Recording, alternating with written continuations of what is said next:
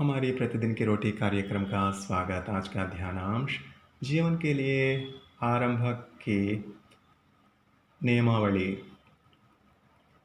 क्योंकि पाप की मजदूरी तो मृत्यु है, परंतु परमेश्वर का वरदान हमारे प्रभु मसीह यीशु में अनंत जीवन है। रोमियो अध्याय 6 पद 23। मेरी माँ की अचानक मृत्यु के बाद मैं ब्लॉगिंग शुरू करने के लिए प्रेरित हुआ। मैं इसे पोस्ट लिखना चाहता था जो लोगों को पृथ्वी पर अपने जीवन के महत्वपूर्ण क्षणों को बनाने के लिए उपयोग करने के लिए प्रेरित करे। इसलिए मैंने ब्लॉगिंग के लिए एक शुरुआती नियमावली की ओर रुख किया। मैंने सीखा कि किस पटल का उपयोग करना है, शीर्षकों का चयन कैसे करना है और सम्मोहक पोस्ट कैसे बनाना है। और वर्ष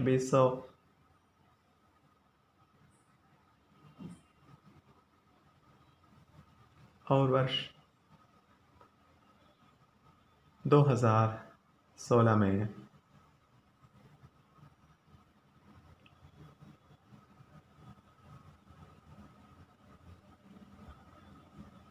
मेरी पहली ब्लॉग पोस्ट का जन्म हुआ।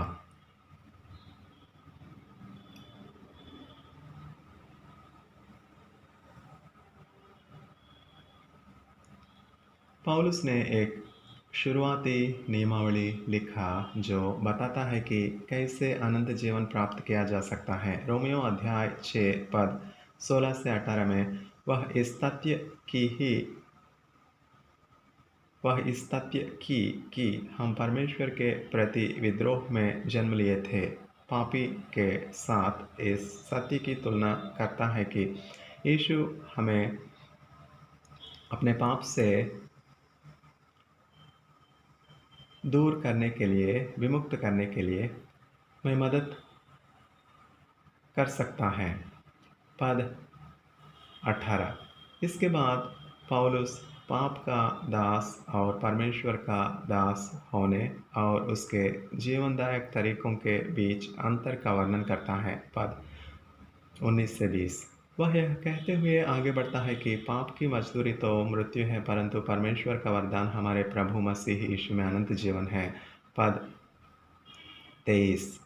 मृत्यु का अर्थ परमेश्वर से हमेशा का अलगाव है। यह वह विनाशकारी परिणाम है जिसका सामना हम तब करते हैं जब हम मसीह का तिरस्कार करते हैं। लेकिन परमेश्वर ने यीशु में हमें एक उपहार दिया है, नया जीवन। यह इस प्रकार का जीवन है जो पृथ्वी पर आरंभ होता है और स्वर्ग में उसके साथ हमेशा के लिए जारी रहता है।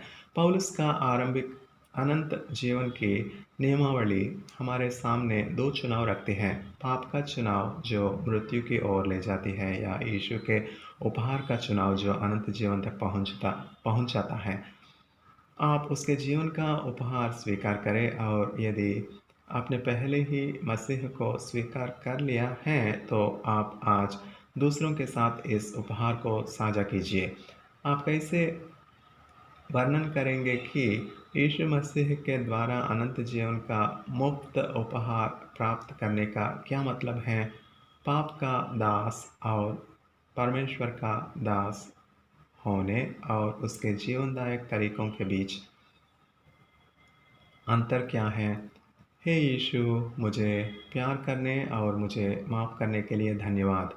आपने एक क्षण का भुगतान किया जिसका मैं भुगतान नहीं कर सकता था, और मुझे एक उपहार दिया जिसे मैं खरीद नहीं सकता था। लेखक मार्विन विलियम्स। 14 अक्टूबर 2021। धन्यवाद।